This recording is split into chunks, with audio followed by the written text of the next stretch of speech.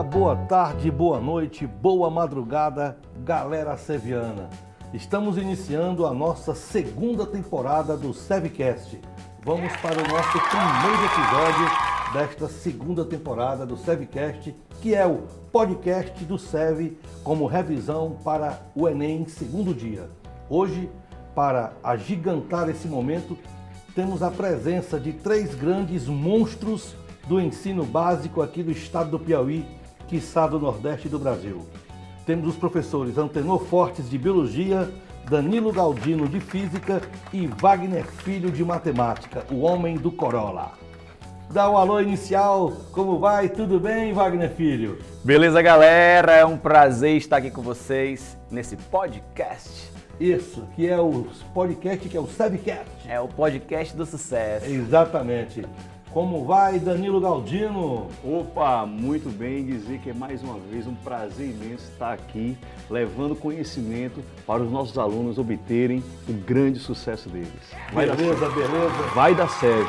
Vai dar SEV. E agora o homem que enxerga de longe. O homem que vê tudo, que sabe de tudo. É o homem da biologia, ele, professor Antenor Fortes. Tudo bem, mestre? Tudo bem, mestre Neto Ceará? Um abraço a todos vocês do SEV Vestibulares do Sistema SEV. Galerinha aí, show! Show de bola. Então, a gente vai começar no nosso Sevcast, aquele bate-papo aqui descontraído. Certamente serão discorridos aqui vários temas que com certeza estarão presentes na prova aí do próximo domingo, aquela prova que reúne as mais belas disciplinas, né? Matemática, física, química e biologia. Vou começar aqui o bate-papo inicial com o professor Wagner Filho. Professor Wagner, a prova de matemática a gente sabe que apesar de ser a mais bela das disciplinas, né? Sem sombra de dúvida. A mais elegante, mesmo assim alguns alunos têm uma dificuldade monstro em relação a alguns aspectos da nossa bela matéria. Dentro da matemática, qual é aquele assunto que você acredita que pode apostar a vida do Antenor, que ele vai estar na prova no próximo domingo? E discorra um pouco sobre ele. Bom, como eu sou professor de geometria dessa galera, né? E geometria competência 2 é sem dúvida a competência que mais cai na prova, porque é muito extensa, a quantidade de conteúdos é gigantesca. Mas dentro da geometria, o que é muito importante da galera saber? Triângulo, retângulo. Aí vai ter que lembrar de Teorema de Pitágoras, lembrar das relações métricas no triângulo retângulo, lembrar de semelhança de triângulos. E dentro dessa parte de geometria plana ainda, porque também vai inserir também geometria espacial, áreas. Então, a área das figuras planas é de fundamental importância. Com certeza não existe uma prova do Enem que não tenha uma questão envolvendo área. Seja a área de uma figura plana, seja uma área de uma figura espacial, de um sólido espacial, porque a área está com certeza absoluta, aposta a vida do Danilo, tá certo? Junto com a do Tenor, que vai estar na prova. Bem, realmente o assunto áreas de figuras planas, né, e sólidos geométricos é um assunto realmente importante. E a geometria a gente sabe que já houve, das 45 questões, já houve provas de cair até 19 questões de geometria. Então é um peso muito forte na prova. E você foi muito feliz em relembrar que o aluno precisa dominar o triângulo retângulo, as relações métricas, principalmente, lembrar da altura relativa à hipotenusa, aquelas projeções, aquelas relações que envolvem esses elementos. Muito bem, depois a gente volta a falar com o homem do Corolla. Conversar agora com o meu amigo Danilo Galdino, um homem aí que está com a barbazona aí danada, todo tatuado, já tá legal. Como é que tá? Tá tudo tranquilo? Beleza? Cabelinho na régua. Cabelinho na régua. Tá tudo tranquilo. Mestre Danilo, física, a gente sabe que a física é uma ciência natural, né? Os fenômenos físicos estão presentes aí no dia a dia. A gente na época do ensino básico, do ensino médio, a gente estuda várias áreas da física. A cinemática, a dinâmica, a estática e tal, a ótica e pá. Desses assuntos, dessas ramificações que a física tem, qual desse assunto você acredita que certamente está lá na prova? E por obséquio, discorra um pouco sobre o mesmo. Competência 1, habilidade 1. O Enem vai apresentar com certeza um fenômeno, utilizando a parte tecnológica ou a parte natural, aonde o aluno terá que ter domínio sobre fenômenos ondulatórios. É certeza que vai estar na prova do Enem. lembrar dos fenômenos reflexão, refração, difração, polarização, interferência, ressonância. Com certeza, o Enem vai cobrar fenômenos ondulatórios. Eu vou dar para você um fenômeno, que é o fenômeno chamado de polarização. Eu quero que o aluno guarde na sua mente que o fenômeno de polarização, ele é um fenômeno exclusivo da onda transversal. Muitos alunos... Polarização. Polarização. Qual a palavra? Exclusivo. Exclusivo da onda transversal. Perfeito. Muitos alunos têm uma dificuldade porque eles pensam só na onda eletromagnética. Aí o aluno pensa que o fenômeno de polarização é um fenômeno exclusivo da onda eletromagnética, mas não é. Como todas as ondas eletromagnéticas são transversais, elas podem sofrer polarização. Mas a polarização é um fenômeno exclusivo da onda transversal. Aí, para o aluno guardar bem, o Enem sempre gosta de relacionar luz e som. Lembrar que a luz pode ser polarizada, porque a luz é uma onda transversal. Já o som, como é uma onda longitudinal, não pode sofrer polarização. Então, aluno, fica bem atento. Falou em polarização, é um fenômeno exclusivo da onda transversal. Como a luz é uma onda transversal, pode sofrer polarização. Já o som, como não é uma onda transversal, não pode sofrer o fenômeno de polarização. Perfeito, perfeito. Uma dica muito boa. Explicou deveras bem, realmente muito bem explicado. Exemplificou. Mostrou realmente uma dica que eu considero muito importante, porque pormenorizou um assunto extremamente importante em nível de Enem. Muito bem. É o melhor aí, o melhor. É o melhor, é o melhor. É o cara, é o cara, é o cara, Delor. É o cara. É o cara. Professor Antenor, o homem que enxerga de longe, o homem que vê tudo. Né? Uma visão diferenciada da Uma violência. visão Polarizada. Uma visão além-mar, como dizia Fernando Pessoa. Bom, mestre, biologia é uma disciplina, poxa, maravilhosa, estudo da vida, né? Biologia. Biologia tem vários, também, obviamente, várias divisões, ecologia, evolução, citologia, papapá. Parece-me que alguns Enems, eles focam muito em determinadas áreas da biologia. Certo. Por exemplo, eu acredito que ecologia, não sei se seja importante para o Enem, ecologia. Parte da bioquímica também, eu andei lendo que parece que é importante também a parte da bioquímica. Então, dentro dessas várias vertentes que a biologia nos fornece, que assunto você quer discorrer e dar uma dica importante para a galera seviana que certamente está ligada na segunda temporada, primeiro episódio do nosso Sevcast? Ok, mestre, lógico. Na biologia tem uma particularidade. Todas as áreas da biologia são interligadas. Não tem uma área estanque. Por exemplo, você não consegue estudar zoologia sem estudar evolução, sem estudar embriologia. Então a biologia é a ciência mais perfeita de todas, porque todas as áreas são interligadas e isso faz sentido à vida. Daí o nome Biologia e Estudo da Vida. Mas dentre essas áreas, o Enem opta por abordar o meio ambiente, principalmente os desequilíbrios ambientais. Entre eles, eutrofização, aquecimento global, acidificação dos oceanos, branqueamento dos corais, também o destino adequado para o lixo, aterros sanitários, lixões, o processo de compostagem. A minha recomendação para o aluno SEV, para o aluno do sistema SEV, para que ele não fique perdido, é a seguinte: vocês assistiram aulas conosco durante o ano. Com certeza vocês fizeram algumas anotações nos seus cadernos. Então o que você pode fazer? Você pode pegar as anotações sobre desequilíbrios ambientais e reler essas anotações, que por sinal quem deu esse assunto fui eu. Se não tiver as anotações, veja os slides das aulas que estão lá na nossa plataforma. Desequilíbrios ambientais. Eu tenho certeza que ao rever, você irá fixar mais esse conteúdo e no dia da prova do Enem, a sua prova será show. Desequilíbrios ambientais. Perturbações, né? Perturbações principalmente que possuem ação antrópica, ação humana. Por exemplo, você mestre Neto Ceará saiu da sua casa para cá, utilizou um automóvel e o automóvel queimou o combustível fóssil, que liberou gás carbônico. Esse gás carbônico vai promover o que na atmosfera? Vai contribuir para o aquecimento global? Vai contribuir para uma chuva ácida? Tem alguma coisa a ver, né, com buraco na camada de ozônio? Não tem. Então você tem que ver essas correlações aí com o nosso dia a dia, com situações do dia a dia que tenha a participação antrópica. E lembrando, né, Antenor, só reforçando, né, lembrar que o efeito estufa, ele é benéfico, né? Sim. Muitas pessoas pensam que o efeito estufa faz mal, não é isso. O efeito estufa, ele é benéfico. É por isso que nós conseguimos sobreviver aqui na Terra. Então, o aluno tem que também guardar esse detalhe, que muita gente fala do aquecimento global, tudo, o aluno pensa que o efeito estufa faz mal.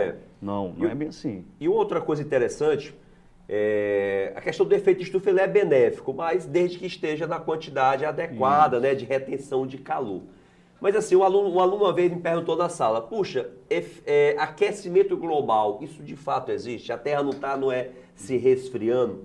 Então o aluno às vezes levam muito já estereótipos da prova, levam conceitos pré-formados por interpretações que eles tiveram ao longo da vida.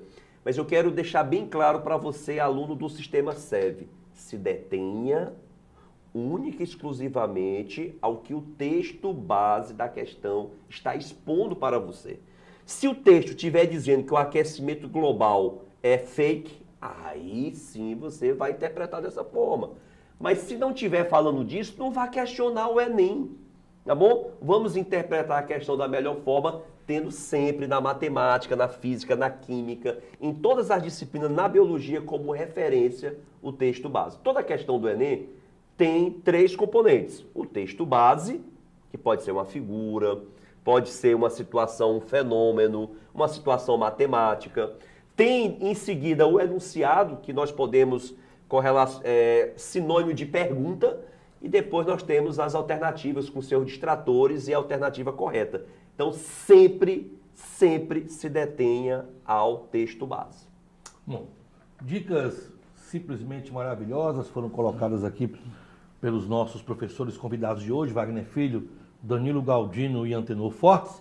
Estamos aqui naquele bate-papo, nossa segunda temporada, primeiro episódio, o nosso SEVcast. E o que é o SEVcast? É o podcast do SEV para o Enem. E esse nosso SEVcast estará disponível em várias plataformas. Spotify, YouTube e no Deezer, né? A pronúncia Deezer. Disney. Deezer. Rapaz, eu tô... É diesel? Deezer. É diesel ou é diesel? Você está atrapalhando o menino, rapaz. É Deezer. Ele manipulou, mas ele sabe. Oh, não tenho nem dúvida disso. Professor Wagner Filho, homem do Corolla, morador do Bela Vista, pai do Heitorzinho e do João Lucas, e esposo de Laíse, filho de Rejane e de Wagner pai. A placa do Corolla ele sabe. 4792.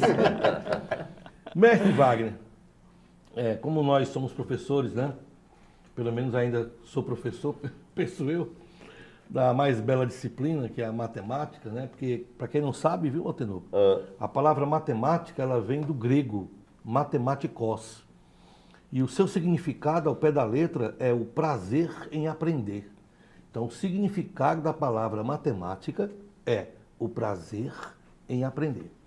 E como a gente sabe que esse prazer, ele tem que ser estimulado, ele tem que ser instigado, né? Tem que ser realmente descoberto, extraído. Nós como professores, temos essa obrigação de encantarmos nossos alunos, de inspirarmos nossos alunos, para que durante as provas do Enem eles consigam aplicar aquilo que aprenderam durante o ano.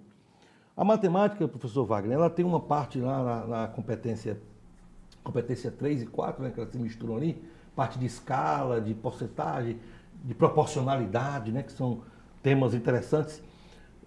O que você teria a dizer para o nosso aluno sobre o tema porcentagem, Wagner? Alguma dica, algum bizu, alguma coisa que você possa falar sobre porcentagem? Bom, porcentagem é um assunto que está no nosso dia a dia. Você vai abrir o jornal, vai ver alguma coisa, vai na biologia, vai ter uma porcentagem. Você vai na física, vai ter uma porcentagem. E muitos alunos, eles se conectam muito com porcentagem com regra de 3. né? E tem alguns professores, inclusive, que brincam, o Enem é uma grande regra de 3, você fica brincando de regra de 3. Mas porcentagem, o aluno tem que entender que você não precisa fazer uma regra de 3. Porque porcentagem é aquilo que eu quero dividido por todo o percentual, pelo meu 100%. Então, por exemplo, é muito comum na prova cair uma coisa chamada de variação percentual. Então, porcentagem é uma fração, certo? E quando eu tenho uma fração, eu tenho aquele pedaço dividido pelo todo, onde o meu todo é meu 100%. Então, para você pegar uma fração e transformar em porcentagem, você não precisa fazer uma regra de 3. Basta pegar essa fração e multiplicar por 100. Multiplica por 100, tu já vai ter o resultado em porcentagem. Mas eu queria que uma dica que é importante para os alunos é variação percentual. É muito comum na prova do Enem cair uma variação percentual, seja do que for. Às vezes é um sólido que ele tinha um volume e esse volume ele sofreu uma alteração, ou uma redução, ou um aumento. Então o aluno tem que entender a variação percentual. E tem uma formulazinha bem legal para que todos os nossos alunos sevianos eles entendam. A galera sabe que variação percentual é valor final menos o valor inicial dividido pelo valor inicial. Então eu tenho aí uma fração. Para transformar essa fração em porcentagem, eu multiplico por 100. Então se essa diferença, se esse resultado for um valor positivo, ó, é valor final menos inicial lá no numerador. Se ele for valor positivo, é porque o final é maior, então houve um aumento.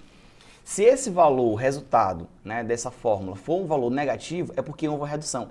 E isso pode cair em qualquer área da matemática, seja na geometria. O cara teve um salário, o salário dele aumentou para tanto, e aí qual foi a variação percentual desse salário? Né? Então, é algo muito comum. Então, fica a dica, quando se fala de porcentagem, exatamente variação percentual, eu acredito muito que vai cair na prova novamente. Dica muito feliz do professor Wagner Filho, realmente variação percentual é quase que impossível realmente não estar na prova, né? Como você disse, pode cair em qualquer disciplina. Professor Danilo Galdino, no meu tempo, eu sou motor 5.2 turbo, mas no meu tempo... Essa foi boa, cara. Turbo. 5.2 turbo, Tá arquejando, mas... Eu acho que já deu até passe, o motor batido aí. Já deu passe. 5.2 turbo. Então, no meu tempo, a cinemática, né, aquele negócio de movimento, uniforme, aquela coisa era muito importante. Hoje, conhecer aquelas relações, equação de Torricelli, aquela V igual a V0 mais A3, aquela coisa toda, ainda tem um impacto na prova ou a prova tem sido mais conceitual do que realmente a aplicação de fórmulas? A prova em si, ela relacionando a parte de movimento uniforme, movimento variado, ela tem sido um pouco mais conceitual e levando ainda a uma interpretação gráfica.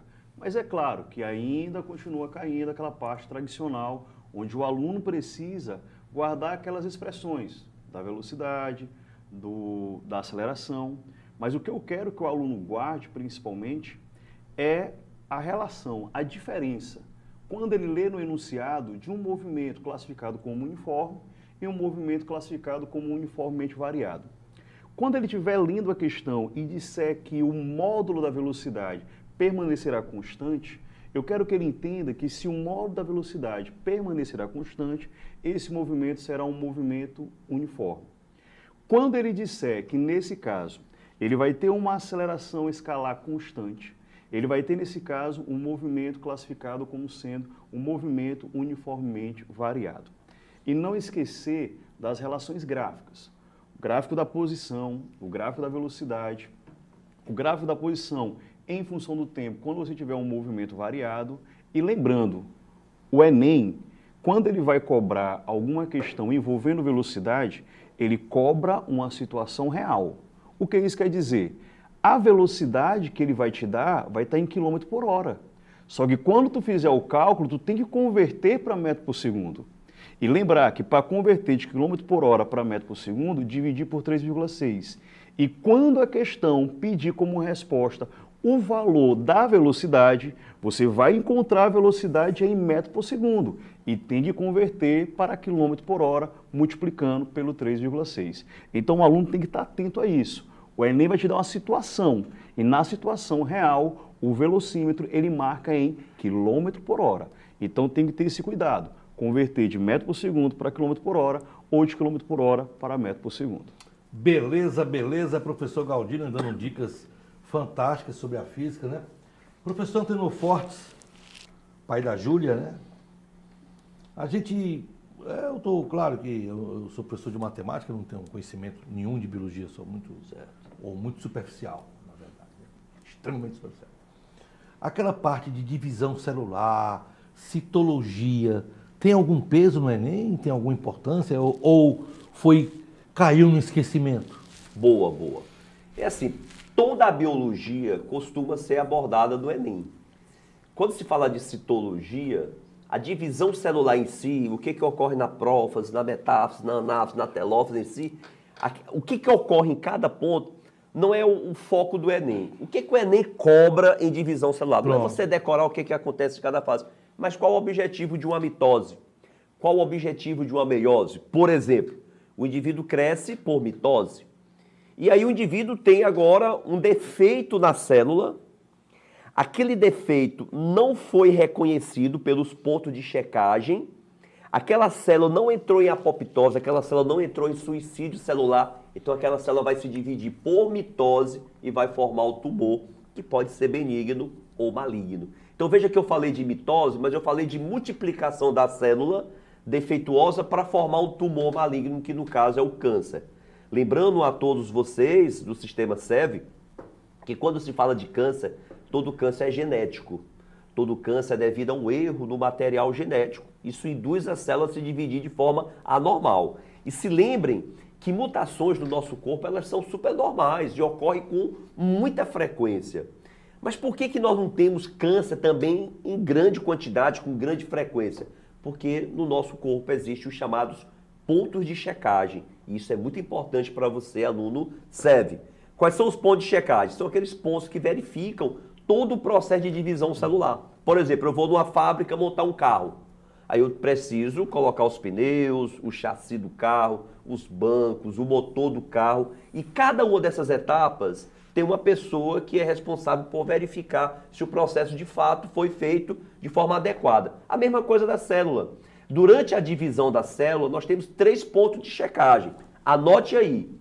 G1, G2 e o ponto M, que é o ponto que fica entre a anáfase e a metáfase.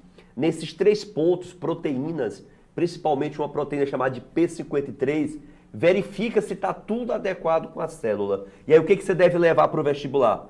Se tiver adequado, a célula vai se dividir ou por mitose ou por meiose. Se tiver algum erro, a célula vai tentar corrigir. E se ela não corrigir, ela entra em apoptose, que é a morte celular programada. Então o que você percebeu? Que a apoptose é uma forma do corpo se proteger contra eventuais tumores. E nós temos tumores porque esses pontos de checagem falharam. Falharam por quê, professor? Porque no seu corpo tem fatores que interferem nesses pontos de checagem. Por exemplo, estresse.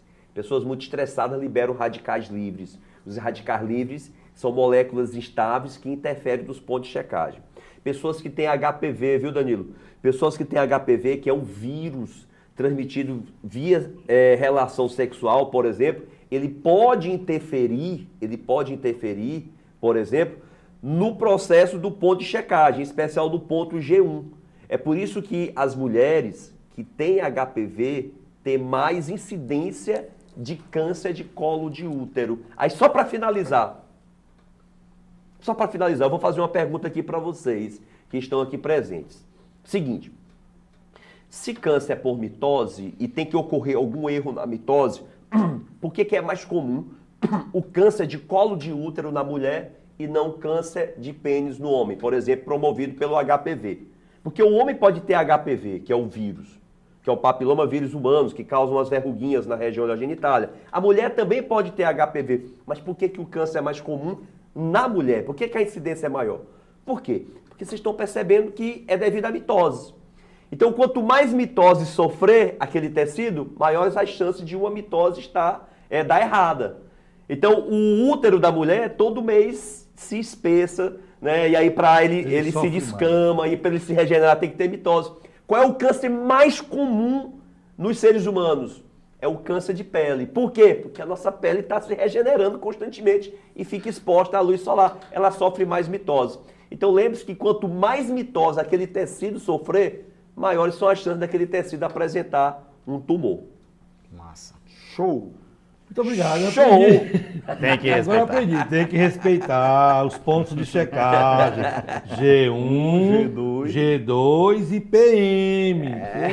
Que fica entre a anáfase e a metáfase. Ladrão! E a proteínazinha. Proteínazinha. P53. P53. Quase dá certo. Com Show! 2, Cuidado, porque a célula pode entrar em apoptose, que é a programação, a morte programada da célula. Ah, ladrão! E é o organismo Rapaz. tentando se defender, né? Aê! Pô, Vamos os perder caras minha vaga, vamos perder minha vaga aqui, cara. 5 horas tá bom, né? Produz, ó. Né? Certinho, ó. Vou bem em cima. Show de aula. Eu aprendi agora estudo sobre mitose, entendi perfeitamente que o câncer é proveniente dessa falha aí na divisão celular. Então foi muito bem explicado que não adianta nada você saber aqueles decorebas do passado. Você tem que entender realmente em que contexto aquele assunto vai ser cobrado. De uma coisa útil, de um tema útil para a sociedade. Entendi perfeitamente. Professor Wagner Filho, o homem 4792. Mestre Wagner Filho. Nós temos um assunto que é muito comum em várias áreas, né? E várias formações, independente de ser a parte de cálculo, tem uma disciplina chamada estatística. Raros são os cursos em que, em sua grade curricular, não tem a disciplina de estatística, embora não sendo de matemática. Então, é uma disciplina com uma importância muito grande, né?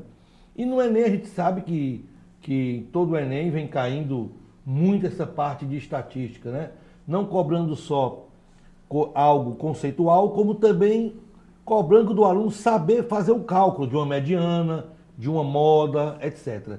O que você aposta em estatística para o Enem agora no próximo domingo, mestre Wagner? Mestre, estatística tão importante que das 7 competências está em 2. Competência 6 e competência 7. De tal importância é. Agora sim, o que a gente estuda para o Enem é a noção. É só as noções de estatística. É muito ralo ainda. Você vai ter que aprender as medidas de tendência central, moda, média e mediana. O Enem gosta muito de cobrar as 3 na mesma questão. Mas já cobrou também elas separadas. Então, eu vou falar dessas 3. Que eu podia falar de desvio padrão, né? Entender para que serve o desvio padrão. Saber que há muito comum na prova, competência 6, é análise de gráficos e tabelas. Então, você pegar um gráfico, você vai pegar uma tabela e vai analisar, tirar informações, né, dessa tabela. Inclusive, caiu ano passado uma questão muito chata. Porque, às vezes, a continha, a conta, a parte numérica, né, a aritmética da coisa, na questão de estatística do ano passado, o cara tinha que pegar a população, ele pedia lá uma variação de uma população, tinha que pegar a população, subtrair do outro número grande e dividir por um outro, porque era esse quociente. Então era uma conta chata que às vezes não vale tanto a pena o aluno fazer naquele momento. Não era questão difícil, mas era questão extremamente trabalhosa. Mas ó, eu queria falar só um pouco de moda, média e mediana. Ó, moda, o que está na moda? O que está na moda? É aquilo que a gente mais observa por aí, a música da moda, né, a roupa da moda. Então, moda, dentro de uma distribuição, de uma pesquisa que é feita, moda é aquela variável que mais aparece, é a mais comum. Então, dentro das 3, se quer uma questão, pedindo as 3, você vai primeiro identificar a moda, que não tem muito cálculo para ela. Você vai identificar qual é aquela variável mais comum, aquela variável que possui a maior frequência. Depois, você vai tentar determinar a mediana. O que é mediana? Mediana é quando eu tenho uma distribuição e eu organizo ela em rol. Ou coloco em ordem decrescente, eu coloco em rol. E mediana é aquele termo do meio. A grande sacada mediana é que se eu tenho uma quantidade ímpar de termos, se eu tenho 5 termos, eu vou ter um termo no meio. E se eu tenho um termo no meio, esse termo é uma variável. Porque pode ser que eu tenha a quantidade de termos par. E aí, quando eu tenho uma quantidade de termos par, eu não tenho só um termo no meio, eu vou ter 2. Olha só, pessoal, e se eu tenho 2 termos no meio, pode ser que seja uma variável? Pode, contanto que esses 2 termos sejam iguais. Mas se os 2 termos for diferente, a mediana não será uma variável.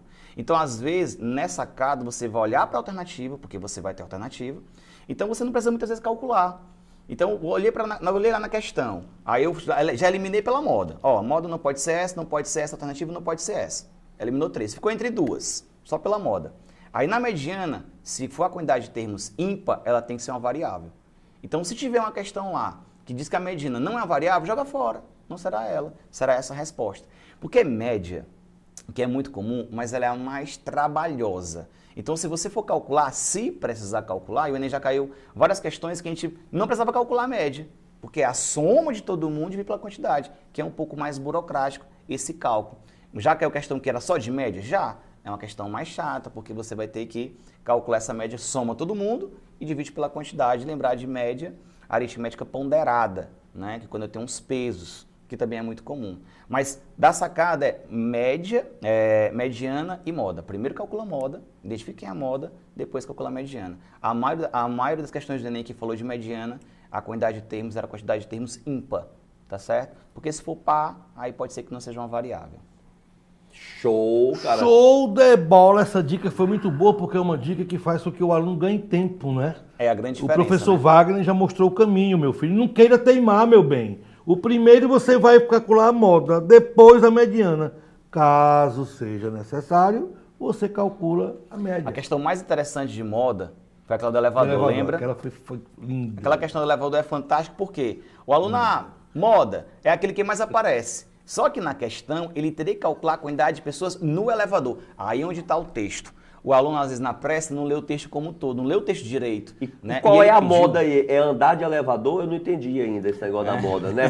A moda é andar de elevador? Ele perguntava, ele dava um gráfico, uma Ele não tabela, sabe na o que é moda, verdade. senão- É porque ele não viu a questão. Mas os alunos do Manda pra SEV, ele, manda pra os ele. alunos do SEV com certeza sabem que questão é essa. Porque olha só, quem é bem treinado pensa muito menos na resolução de um problema.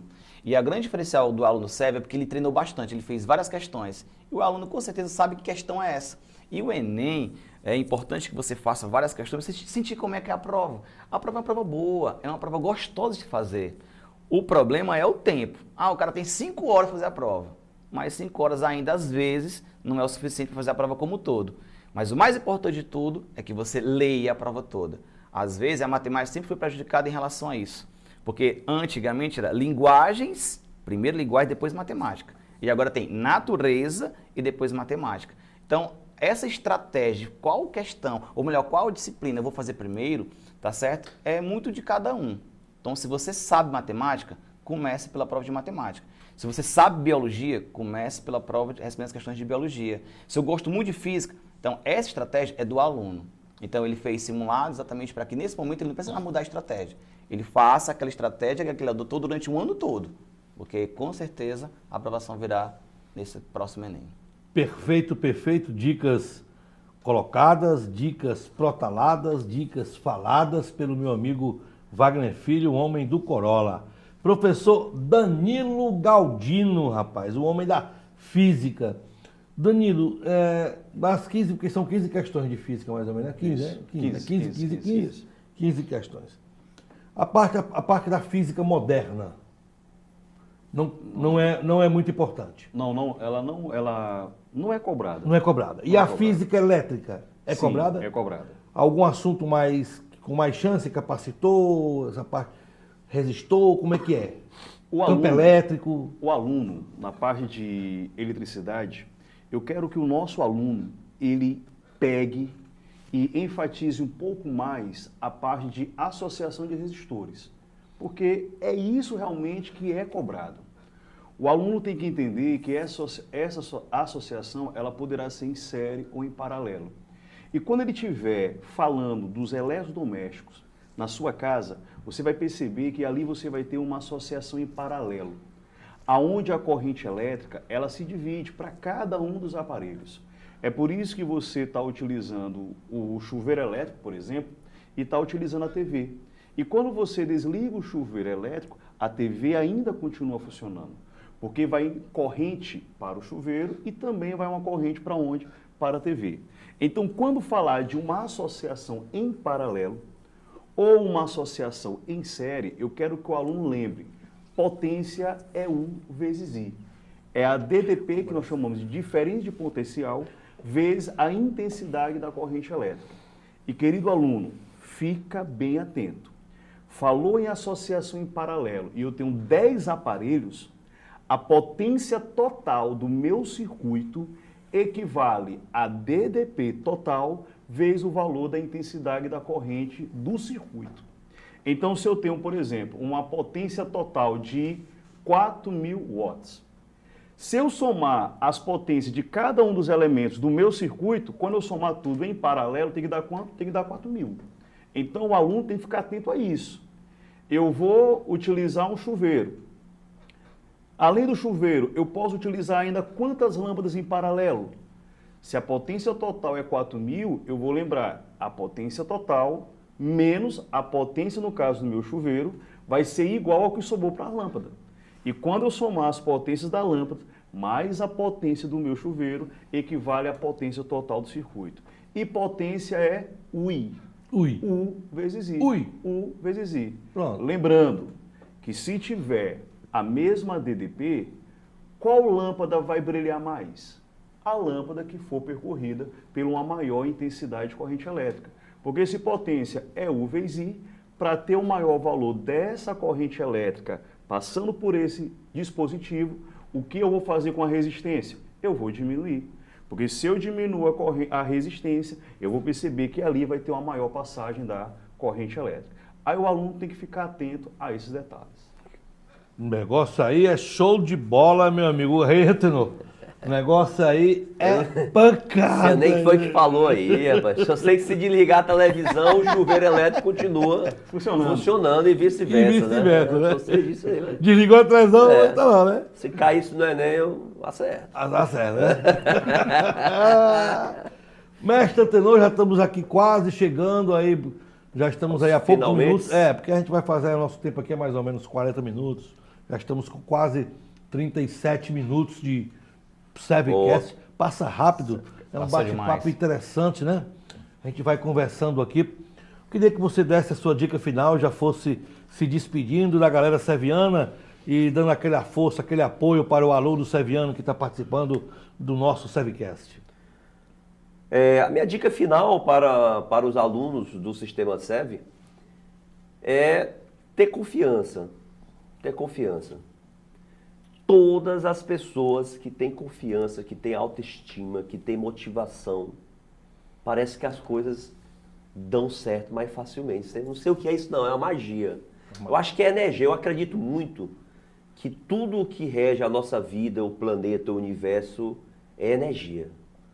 E se você tem pensamentos positivos, se você tem o chamado sangue no olho, vai em cima, tá ali, tá presente, tá pesquisando, tem garra, fica até tarde estudando, você com certeza vai conseguir bons fluidos, vai conseguir bons resultados.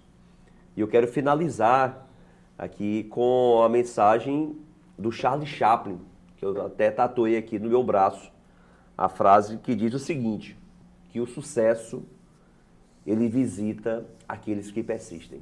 E você que está aí, ouvindo aqui a mim e aos meus amigos, aqui do Sistema SEV, eu quero afirmar para você que eu nunca vi na minha vida uma pessoa persistir por um sonho e não realizar. Repito, nunca vi uma pessoa persistir 1 ano, 2 anos, 3, 4 anos. Eu tenho vários exemplos comigo e na minha família, do meu irmão que fez várias vezes vestibular até passar para medicina. Tenho vários casos de alunos que persistiram, alunos que tinham autoestima muito baixa, mas que persistiram, foram motivados por um professor, por um amigo, por um namorado, por uma namorada, pela família, e persistiram, mas acima de tudo, acreditaram que aquele sonho poderia ser realizado, até que conseguiram realizar. Então tudo isso, pessoal, é questão de esforço, tomar frente, tomar as rédeas da sua vida, estudar, persistir que vai dar tudo certo. Do mais, fica aqui o meu show, galerinha do Sistema SEV! Falou, mestre Antenor Fortes. Mestre Antenor Fortes, muito obrigado pela presença. Seu alô final, mestre Danilo Galdino. Dizer para meus queridos alunos uma frase importantíssima. Só existe um plano, e é o plano A, é o plano da sua aprovação. Não existe plano B, E se tiver o plano B, é fazer dar certo o plano A. Eu tenho certeza que você, meu querido aluno, você que faz parte do Sistema SEV, você está preparado. E o sucesso, pode ter certeza, que vai chegar. Então, simbora! Beleza, valeu, mestre Danilo, obrigado aí pelo show. Professor Wagner Filho, suas palavras finais. Rapaz, depois de umas palavras maravilhosas e belas desses dois jovens, eu queria deixar aqui só o meu abraço. E como o Antenor falou, como o Danilo falou, que é ter pensamento positivo. Eu acho que até o dia da prova, se banhe de forças positivas, de uma energia positiva, porque tudo que a gente pensa é a lei da atração. Então, quando você atrai coisas positivas para a sua vida, com certeza, tá certo? Você fica mais motivado, você tem uma motivação, é um motivo para a ação. Você tem que ter um sonho maior, e esse sonho maior ser a sua aprovação, que você não desista dele. E nós aqui estamos na torcida, levando energias positivas para vocês, porque eu acho que esse ano, e eu profetizo que essa prova de domingo será a melhor prova de vocês, da vida de vocês até então. Então, galera, uma boa prova, que Deus abençoe a cada um que está escutando aqui nosso podcast, que eu tenho certeza que agora vai dar certo. Beleza, beleza. Agradecer aqui aos professores Antenor Fortes, Danilo Galdino e Wagner Filho pela presença no nosso primeiro episódio de nossa segunda temporada do SEVcast. Eu sou o professor Neto Ceará. Em breve vamos estar juntos novamente para o segundo episódio da segunda temporada. Então, até lá, galera seviana. Tchau! Valeu!